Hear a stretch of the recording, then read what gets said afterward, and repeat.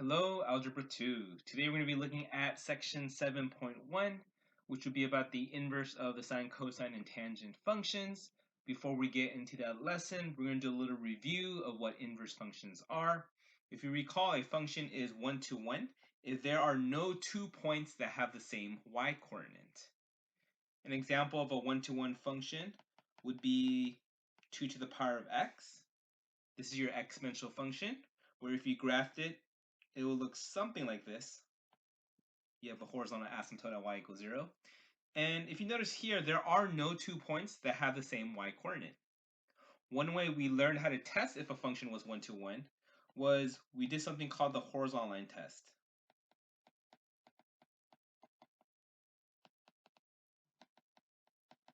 And the idea was that a function is one-to-one if you cannot draw a horizontal line that hits it more than once. And so if you notice, every horizontal line I draw will hit it at most one time. Therefore, this is a one-to-one function, right? And so we're going to be looking at functions that are one-to-one because one-to-one functions have an inverse function. And if you remember, the notation that we use for the inverse function looks something like this. And so just a quick little recap of how a function is related to its inverse. Let me draw a little picture here. Let me call this the domain. Let me call this the range. So suppose I take an x value and I plug it into my function. If I do, I'll get some element in the range, which let's call it f of x. And so what the inverse does is it takes that f of x value, and if you plug it into your inverse, it takes you back to the original input. And so you can think of the inverse as like undoing the function. So whatever value of x you plug into f will give you some y value. If you take that exact same y value and plug it back into your inverse function, you go right back to the original input, okay? And so that's the way you can think about a function and its inverse. Now, here I graph f of x equals 2 to the power of x. Let me graph its inverse function. The inverse function, if you remember, was log base 2 of x. That had a vertical asymptote at x equals 0, and the graph will look something like this. So let's look at the domain and range of my inverse function. The domain for this function, right, the set of all inputs, is everything strictly greater than 0. And the range would actually be all real numbers. This graph is slowly increasing forever. For my function 2 to the power of x, the domain here is all real numbers, and the range of this function is everything strictly greater than 0. And so hopefully one of the things you notice is that the domain of my function is really the same as the range of my inverse. Similarly, you can say that the range of my function is the domain of my inverse. And so going here, the domain of f is really the range of the inverse function, and the range of f is the domain of f inverse. The graph of f and f inverse are symmetric with respect to the line y equals x. If you draw this line right here, y equals x, if you notice, that is your line of symmetry. You can reflect one curve over the line y equals x, and you'll overlap with the other curve. Lastly, for number 4 here, we have f inverse of f of x equals x for every x in the domain of f. Hopefully you can kind of visualize that here, right, looking at this picture above. If I took f of x and I plugged it into my inverse function, it would take me back to x. And similarly, f of f inverse of x would equal x. Just again, think about the fact that the function and its inverse, they undo each other. So whatever value you plug in, you'll end up with the same output, right? And so keep that in mind, right? This is a little review of chapter 5.2, I believe. And so understand that a function needs to be one-to-one in order for it to have an inverse function, because we're going to be using that idea when we're trying to define the inverse sine, cosine, and tangent functions. So let's take a look at the inverse sine function first, and we'll go from there. So we'll start by graphing the sine function, which if you remember had a period of 2 pi. We can break up the interval into 4 subintervals of equal width. the amplitude of the sine function is 1. So I know that the maximum value that sine will obtain is 1, and the minimum value will be negative 1. And we're going to actually graph a little bit further to the left. And so if you remember the sine graph, it starts at the origin. It goes above the midline, back at the midline, below the midline, back at the midline. Those are your 5 key points. This is the graph of one cycle. On the left side, it will look something like this. And so the domain of the sine function, if you remember, was all real numbers, and the range was between negative 1 and 1 inclusive. Now, if you look at the sine graph, it is not 1 to 1. If I draw a horizontal line here, it hits it more than once, right? So it does not pass the horizontal line test. So how do we talk about the inverse sine function if sine is not 1 to 1? And the way we're going to do that is by restricting the domain of my sine function, where we're only going to focus on the portion of the graph between negative pi over 2 and pi over 2. If you look at that green highlighted curve, that is 1 to 1. No matter where I draw my horizontal line, it only hits that curve once. And so that tells me that that graph is 1 to 1. So what we're going to do is we're going to take that portion of the graph of sine and we're going to reflect it across the line y equals x. Let me first label these points here. This is pi over 2 comma 1. This is negative pi over 2 comma negative 1. This is 0, 0. Because if you remember, when we reflect a point about the line y equals x, all you're really doing is you're switching the x and y coordinates. So if I take the point pi over 2 comma 1 and switch the x and y coordinates, I get 1 comma pi over 2.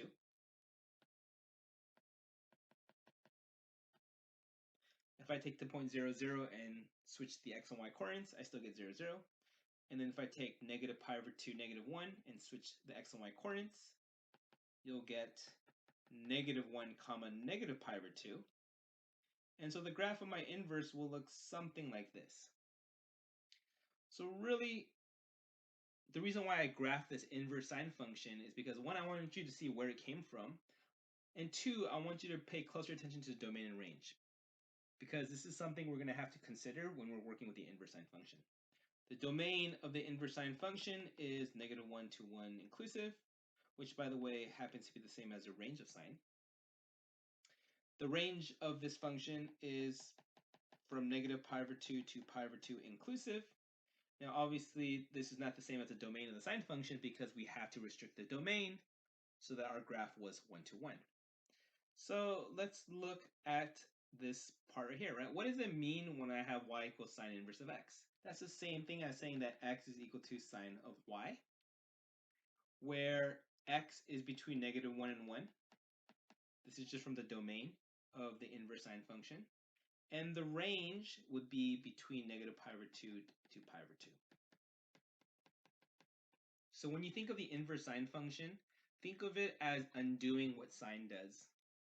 So what I mean by that is typically you take an angle and you're going to plug that into your sine function, right?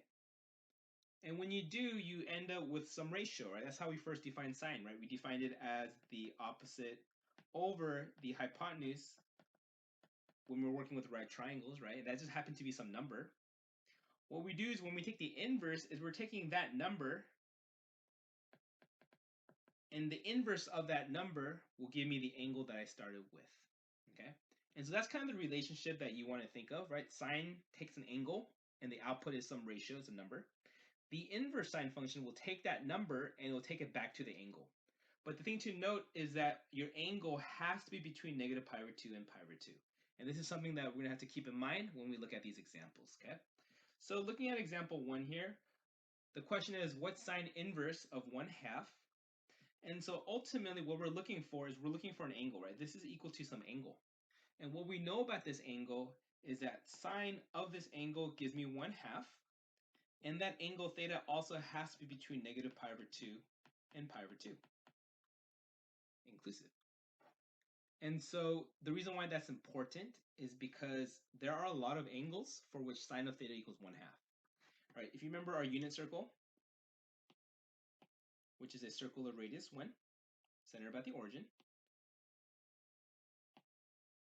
there's a couple of angles for which sine of theta equals 1/2. One of them, if you remember, was pi over 6 radians. right? Because that point right there would be root 3 over 2 comma 1/2. Another angle for which sine of theta equals 1/2 would be an angle in quadrant 2, where again, this is the same reference angle, pi over 6, but the angle itself would be 5 pi over 6, right? And so if you remember from the unit circle, right, we can say that sine of 5 pi over 6 is equal to 1/2, and sine of pi over 6 is equal to 1/2. And you can add as many multiples of 2 pi as you want to those angles, and the sine of those angles will equal 1/2. So there's a lot of angles for which sine of theta equals to 1/2. So the question is, which one is it, right? So you want to look for the angle for which it lies between negative pi over 2 and pi over 2. And so I know for a fact that theta cannot equal 5 pi over 6, right? This will not work. And the reason why is because 5 pi over 6 is actually bigger than pi over 2. And so because it's greater than pi over 2, it's not going to be between negative pi over 2 and pi over 2. Now pi over 6 is actually between negative pi over 2 and pi over 2. If you make the denominators the same, I think it becomes a little more evident that this is true. And so because pi over 6 falls between negative pi over 2 and pi over 2, I know that pi over 6 is my answer. And so from here, I would say that theta is just pi over 6. And my reason is because pi over 6 lies in my interval from negative pi over 2 to pi over 2, which happened to be the range of my inverse sine function. And the reason why it's not 5 pi over 6 is because 5 pi over 6 does not lie there.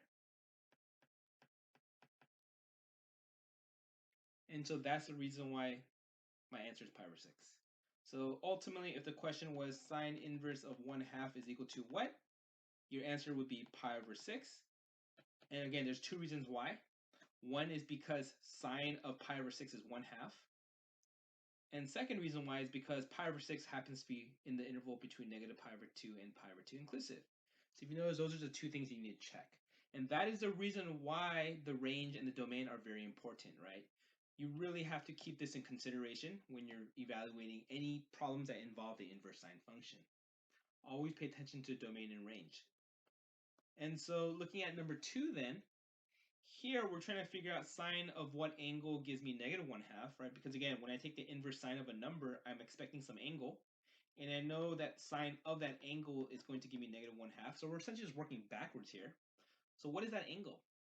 So if you go back to the unit circle,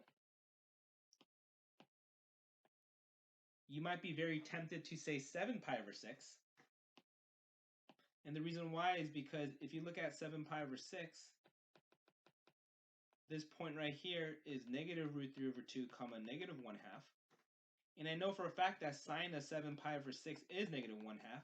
But the problem is 7 pi over 6 is too big of an angle, right? It doesn't fall within this interval. And so I know that my answer can't be 7 pi over 6. What's going to happen is we need to look for a smaller angle. And that smaller angle will actually be in quadrant 4, right? Because sine is negative there. But the thing is, it's not going to be this angle here because that's going to be too big. It's going to be this angle right here. That angle, by the way, is negative pi over 6. Do you remember when we go clockwise, right, in standard position? You do that when the angle is negative. So I know that's negative pi over 6, and that's my final answer. I know that theta has to be negative pi over 6. And pay attention to the fact that negative pi over 6 is between negative pi halves and pi halves. And so this is my final answer. So in other words, sine inverse of negative 1/2 is equal to negative pi over 6. So at this point, I want you to try 3 and 4 on your own, pause the video, and when you're ready, press play. So for this problem, you want to look for an angle, right? Such that sine of that angle is root 2 over 2. It might help to write it as 1 over square root of 2, which is what you'd have if you didn't rationalize it. And again, when you come up with your final answer, your answer has to fall within the interval between negative pi over 2 and pi over 2. And so hopefully you remember by now that that angle is pi over 4, right? I know that sine of pi over 4 is equal to 1 over square root of 2. And I know that pi over 4 is between negative pi halves and pi halves. And so my final answer here would be sine inverse of root 2 over 2 is equal to pi over 4. Hopefully you're able to get that correct. And then looking at number 4, if I want to find sine inverse of negative root 2 over 2, I know that I'm expecting an angle in quadrant 4 because in quadrant 4, sine is negative. And so based on that, I know that my angle here has to be negative pi over 4. This would be negative pi over 4. So really pay attention to your angles, what quadrants you're in, whether they're between negative pi over 2 and pi over 2 or not, because that's going to really determine your final answer. So this is why you really have to know the unit circle well, or just know the reference angles and then figure out what the angle would be in standard position, right? So the last thing we're going to talk about for inverse sine functions is some of the properties, okay? So recall f inverse of f of x equals x and f of f inverse of x equals x. This is what we talked about at the very beginning. So for the sine function and its inverse, the following properties will be true. That if I take sine inverse of sine of x, this is going to equal x, where in this case, x is going to be between negative pi over 2 and pi over 2. And for the second statement, sine of sine inverse of x, this is going to equal x, but this time you want to make sure x is between negative 1 and 1. So looking at the second case, do you notice that when I input my x, it first has to go through my inverse sine function, which means it has to satisfy the domain of that function. So if you remember, the domain of the inverse sine function is between negative 1 and 1, right? Because you can't take the inverse sine of any number that falls outside of the interval between negative 1 and 1. Now for this first case here, keep in mind that this has to do more with what I get at the end. That regardless of what's in here, when I take the inverse sine of that, I'm going to expect something that falls between negative pi over 2 and pi over 2. And so this has to do more with the range of the inverse sine function. And so just keep that in mind when you're looking at some of these examples. So in the very first problem here, we have inverse sine of sine of pi over 5. And so in this case, what we're doing is we're checking whether that angle is between negative pi over 2 and pi over 2. And so in this case, I can say the answer is just pi over 5. And the reason why I can say that is because pi over 5 is between these two values. And that's it. So for number 2, it's very tempting to say the answer is 3 pi over 4. But the reason why it's not is because this angle here does not lie in the given interval between negative pi over 2 and pi over 2.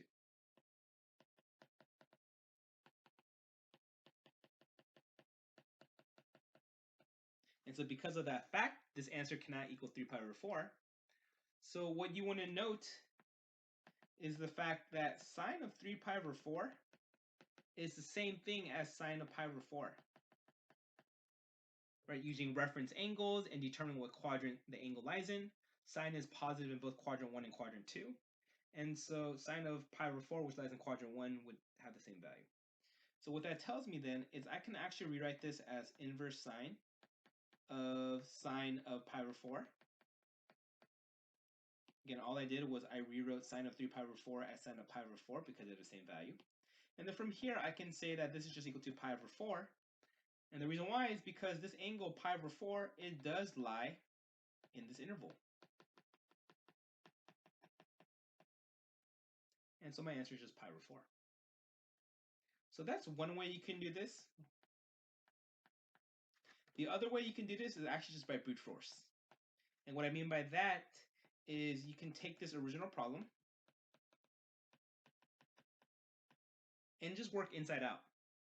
Right, so I would first start by finding what is sine of 3 pi over 4. Now, if you remember, sine of 3 pi over 4 is just square root of 2 over 2. And then from there, I ask myself, what's the inverse sine of root 2 over 2? Right, sine of what angle gives me root 2 over 2? I know it has to be an angle between negative pi over 2 and pi over 2 inclusive, and that gives me pi over 4. So again, hopefully you're very familiar with all your angles and the unit circle because you're going to use it so often.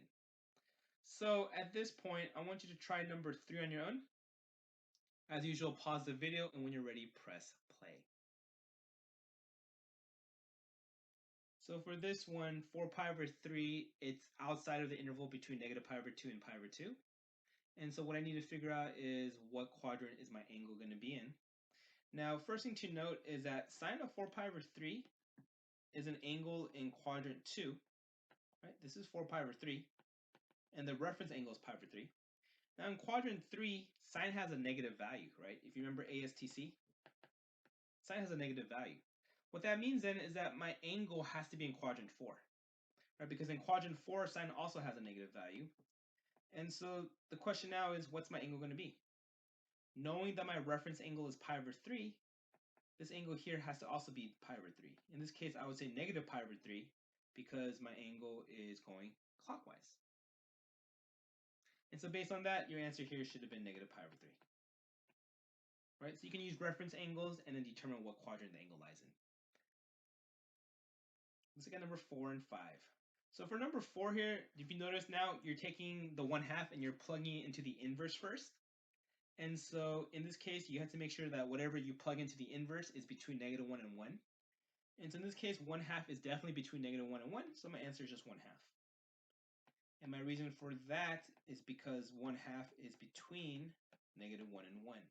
What we're really doing right now is we're looking at the second case here, right? We're using this because now the x value is going into the inverse sign first. So you want to make sure it's in the domain, which is between -1 and 1. So once you try number 5 on your own, pause the video, and when you're ready, press play. Here, pi is about 3.14. It's definitely bigger than 1. And because of that, this does not exist. You can't answer this question, right? Because it's not in the domain.